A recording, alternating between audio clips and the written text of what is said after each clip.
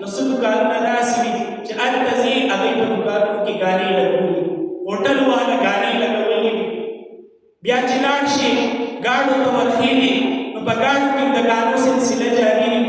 هغوی هم ګانې لګولې وي رکشې ته ورخېږي هغوی کې ګانې لګېدلې دي تیز رفتار ته ورخېږي هغوی کې ګانې لګېدلې دي څوک چې لاړ شي ایرپورټ ته هلته کې په مدم اواز سره د موسیقي سلسله جاري وي د ګانو سلسله جاري وي چې د هغې نتیجه سره ووتله دا ووتله چې د یو عام مسلمان د زړه نه د ګانې ګناه کېدل هغه ووتل خو هغه دا هم نه ګڼي چې دا ګانه ویل یا دا ګانه اورېدل دا د یو ګناه والا عمل دی محترم علما لیکي چې یو وخت هغه چې کله به د مسلمان د مسجد مخې ته چې امیر مسلم خپل جنج وړلو خپل بارات پې وړلو او هغه به په هغې کې ګانا بجانا لګولې وه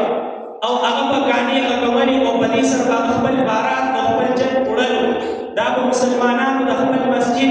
بېعزتي ګڼله بې حرمتي به یې ګڼله هغه سره به یې جګړه کوله که د خپل ځان په قربانېدلو د به خپل ځان قربانولو خو هغه به دې عمل ته نه پرېښودلو خو نن افسوس چې نن مسلمان او د مسلمانانو اولاد